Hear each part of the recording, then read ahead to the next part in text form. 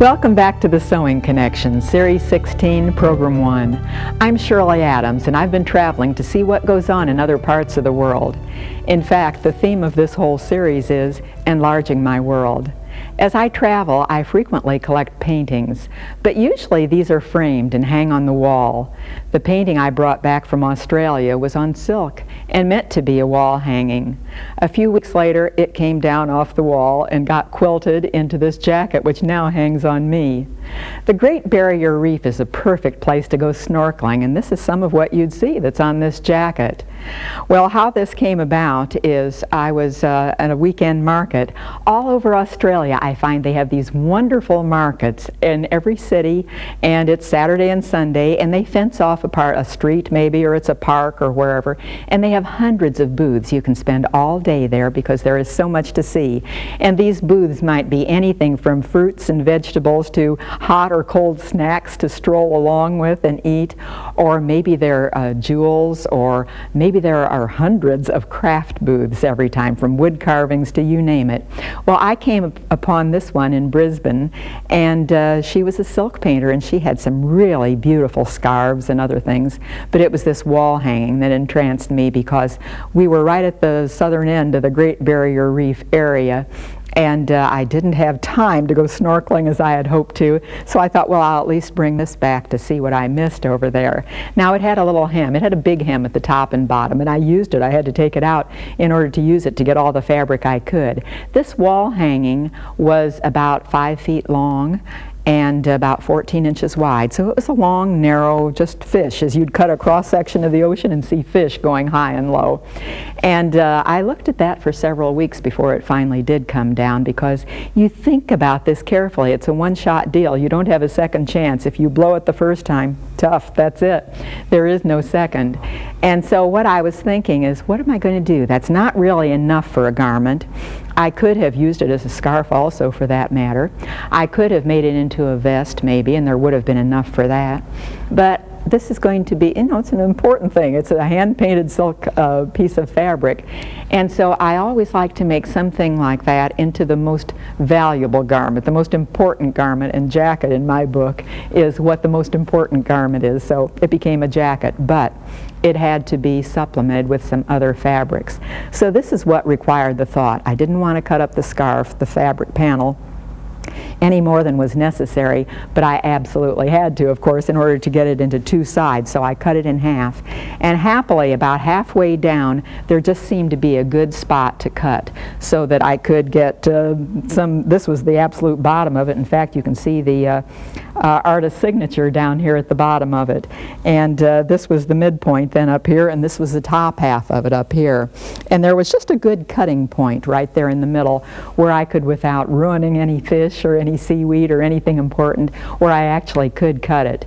And then I used every bit. This is all I have left of that whole panel. And I hated to waste any of this. I still have a little shellfish here that I ought to be able to do something with, perhaps, but obviously supplement it. So what I did was gather together silk fabrics out of my stash, which kind of blended with it, which were in the same colors, and try to decide how to do it. Now, the way all these waves in the fabric are undulating up and down, you can't suddenly change the mood of this. You can't suddenly put straight lines with it. You have to keep with the curving lines.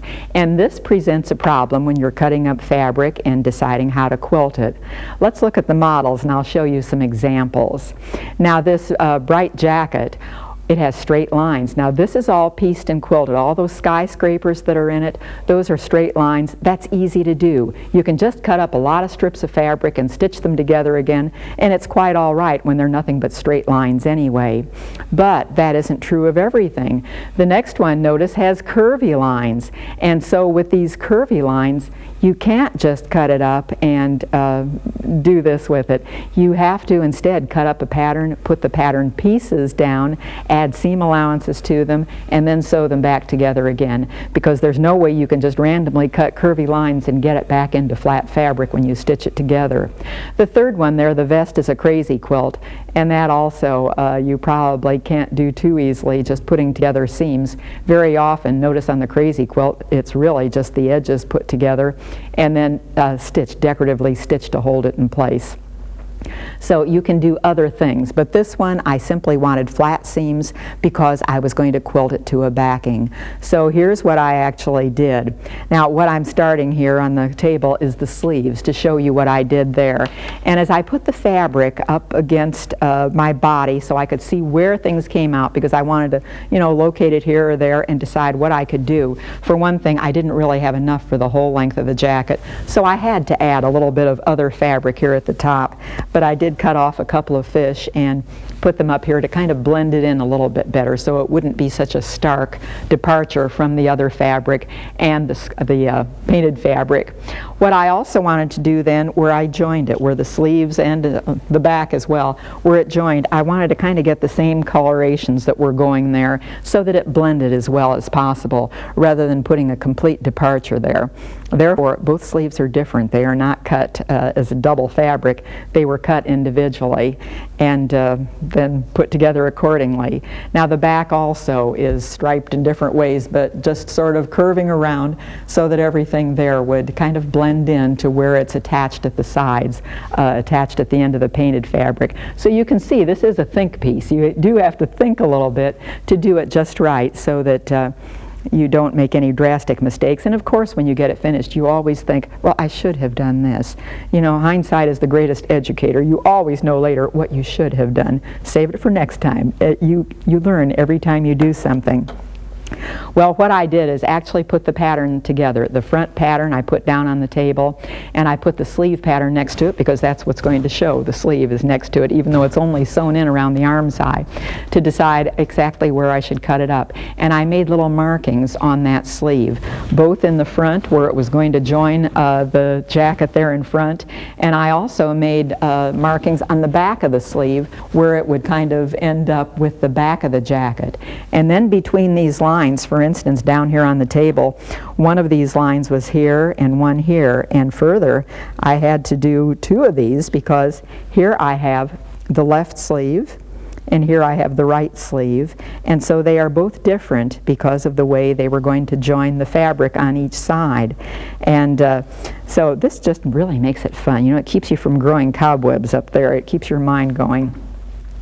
Okay, so what I did is make a little mark on both sides and so on down the line, the whole length of the sleeve. And then I just made sort of curvy lines to connect this with this rather than making a straight line across, which would be too distracting. Curves were better to stay with the curves since the painted fabric was that way.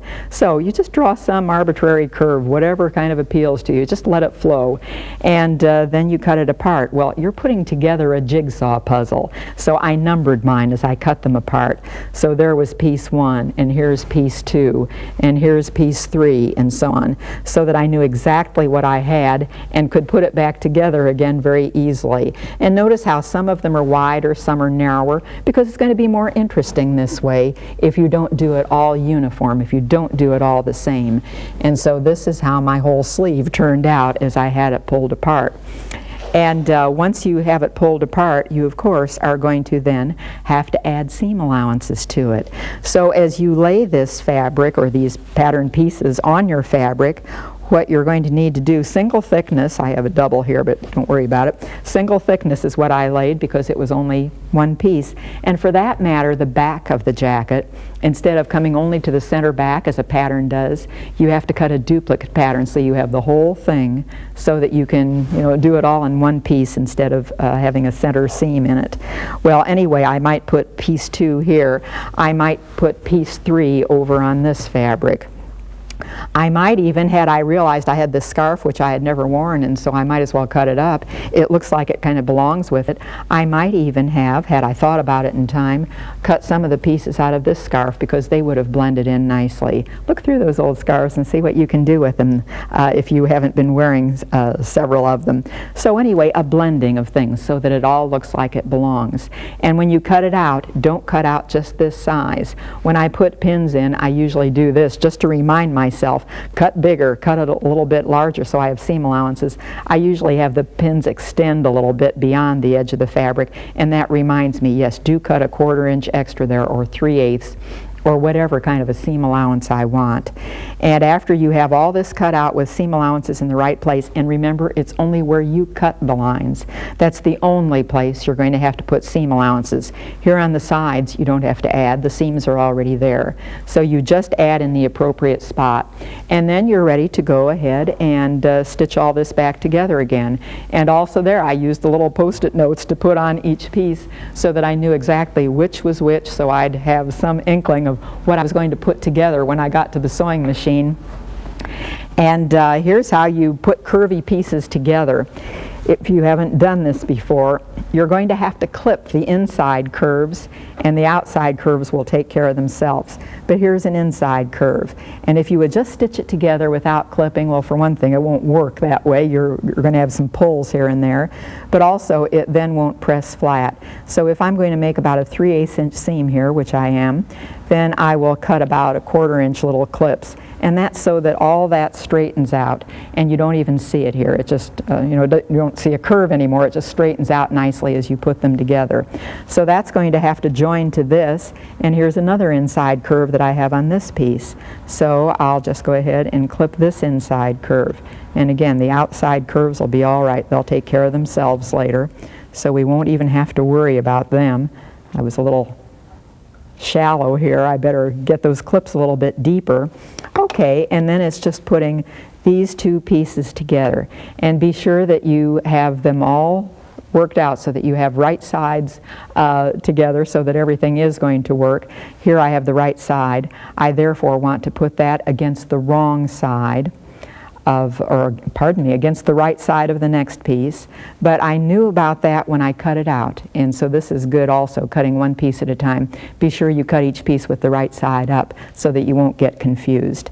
And so as I pin these together, it's usually easier to have the inside curve on top so you can see what's happening as you open it up. And without the seam allowances, these were exactly the same size. But now as I pin them together, and I always do it this way, you can do whatever you want. I always do it this way because I just then pull out the pins as I come to them. But you can see how all of that opens up as I come to each one. I'm pulling it open so that right where the cutting line is, which is going to be my stitching line, the cutting line of the original pattern, that's where it will work out right and it will just fit. And then after you have all that pinned, you'll be ready to stitch it. Now you have to decide. Right now I can just use any kind of thread. I already have it ready though for the next operation, which is going to be quilting. And so you have to decide in advance exactly what you're going to do there. For instance, the jacket I have on, I quilted with metallic threads. And what's been on the market for the last 2 or 3 years maybe are the metallic needles. And this makes it so much easier. If you used to have problems with metallic thread shredding and breaking as you would do any job, well, you don't have that problem anymore when you use those metallic needles. And so here, I'll just get the end first and then distribute the rest of it. So right at the end, and what I'm trying to get together is not the very tip of it here, but where my seam allowance is going to be, or my seam line is going to be, 3/8 of an inch in is what I want right together at the edge of this strip of fabric, and then I'll just sort of average out the rest of it. So anyway, on this one that I'm wearing, I did use the Metafill or Metallica needles, whichever you find locally handy. And this way, what happens with those metallic needles, by the way, is the fact that they have a bigger eye. They don't cause friction as the thread goes back and forth through them many, many times as you're doing the sewing. And because of that, without the friction, it is going to, I don't have it quite together there, it is going to not cause any problems on the thread, and they won't shred and break and cause you any anxieties. What I am going to do on this one, though, is a rayon thread.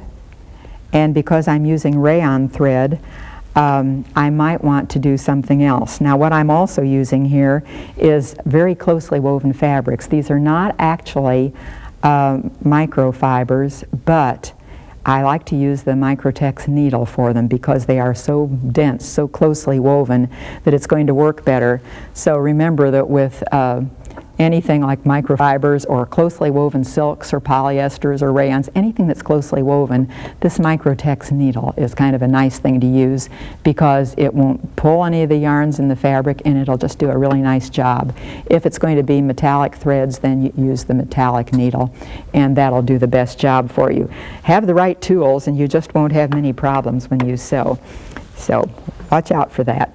Now what I also need to do is just watch where about the 3/8 line is and make sure this is a straight line, because remember, that's how much I added when I cut it out. And if I vary from that, then it isn't going to lie flat once I press it back out after I have it all stitched.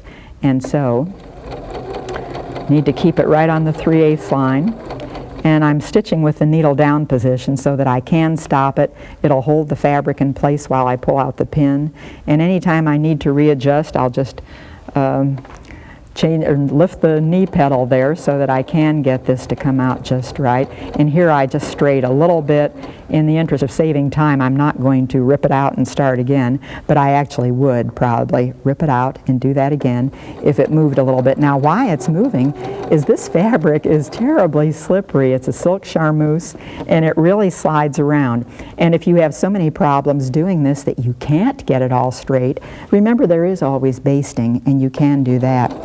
Very often, if I have to baste, I will do this either with a rayon thread or perhaps a very fine silk thread, something that I could actually, if necessary, press over and it wouldn't show any impressions, because the usual sewing thread, in some sensitive fabrics, if you press it, it might show impressions, which you don't want to happen. But you can see, just take this slowly, go easy, don't be in a hurry with it, because perfection is what you're really interested in having here. You want it to turn out right.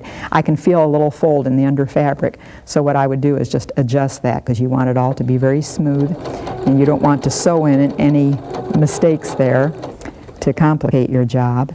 And once you have this all stitched to the end, then you would undoubtedly go over and press it, except I'm not going to. I'm just going to go ahead and push it over to one side and put it on my batting. Now what you're going to quilt this on, you decide. It can be on any number of things, but here I have just some sew-in fleece, a thin layer of it, and this is what I'm going to put this on to do the quilting. And of course this would be a little nicer had it been pressed, but it'll do all right since we're trying to hurry along with this. Okay, once I have this down, I'm going to put a lot of pins in it. Some of you might prefer to baste it. Some of you might prefer to use those little curvy quilt pins.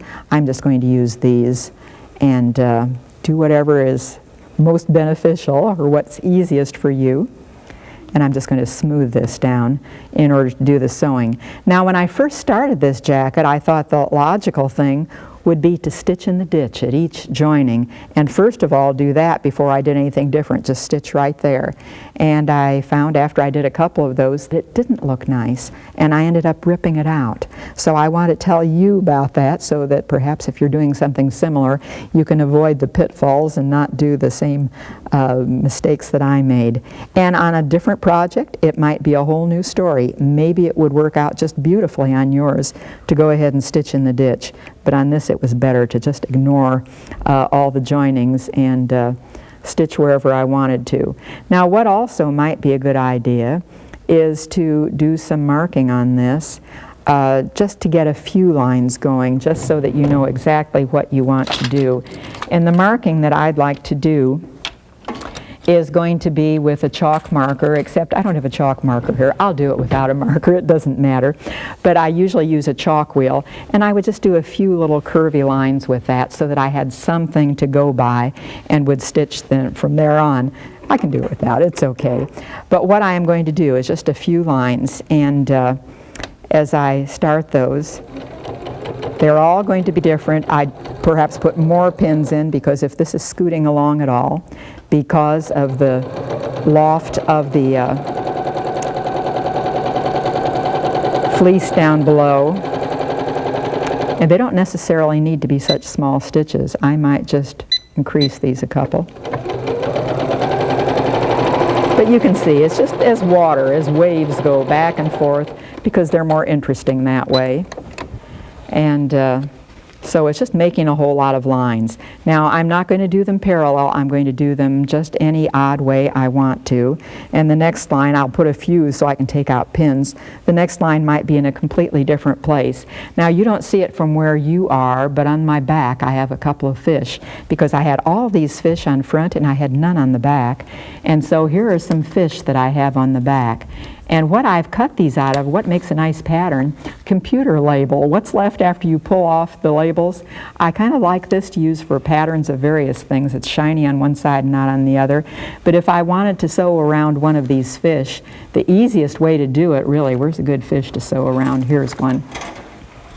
The easiest way to do this, if I want to put a little design in, is just to pin this on. And I don't know if he's upside down or right side up. Not being an ichthyologist, I'm not sure about that. But what I would do is put him down first before I do any more lines because I would want to outline him, and then do the other lines afterwards. So I'll put it right down here, and I would probably want to just sort of stitch in place for a couple, or what would be better still is to tie knots on the back side. But let's get real about this and realize how many joinings there are, and I therefore didn't want to have to tie knots every place when I got through because there are hundreds of them. And so instead, I must admit, I did just stitch in place at the beginning and end of everything. But this is especially a place where you need to have the needle down position so that you can keep changing direction easily, because without that capability of having the needle hold it in place, it would make it a lot more difficult. And especially some of these fish are a lot shapelier than this particular one. Okay, and then turn around and go the other way, and then you're ready to take the fish off and make some waves around him.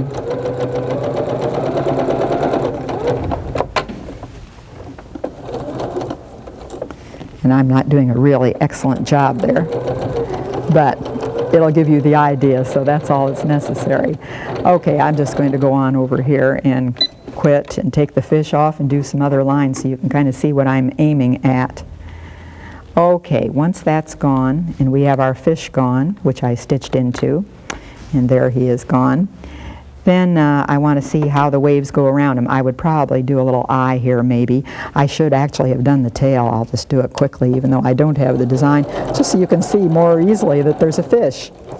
Okay, and then you decide what you want to do with the rest of the lines.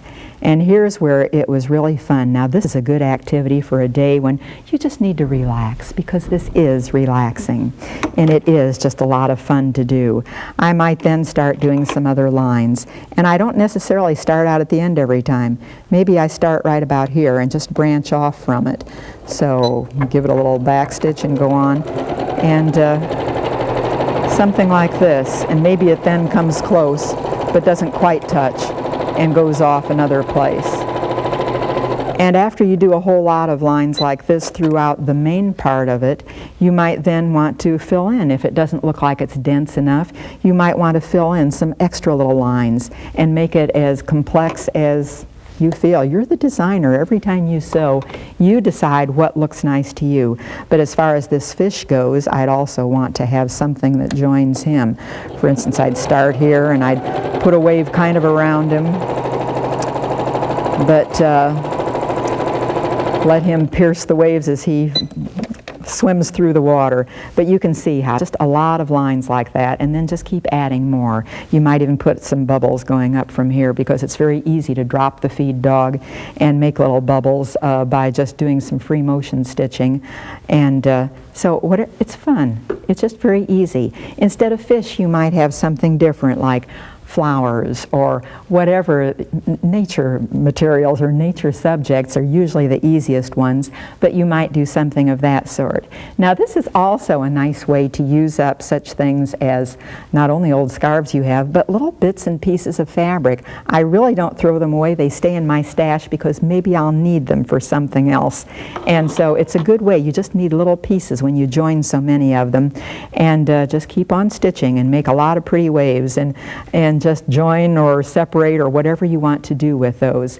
After I was completely finished with this, by the way, the easiest thing to do, since it already had this, was to put a lining in it, and that lining is just put so that the wrong sides are together. I stay stitched all around the edge, and then I bound it with some bias. I keep telling you this, but I keep seeing bias or bindings cut on the straight, and they always look bad. So anytime you're going to bind some edge, because there is bound to be a curve somewhere in it, do cut it on the bias, which this is, so that there is some stretch, so that you can go around the curvy places as you bind this and not have any little peaks showing here or there.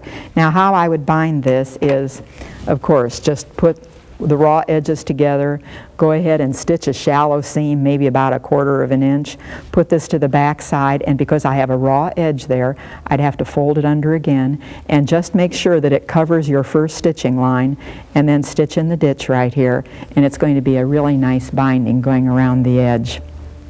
Well, exploring Australia was a delight, but one of the best parts of any trip is coming home. Everybody loves home. Children love home, and they love to play house. Have you ever thought of sewing a special house for a special child? Join me next time, and we will.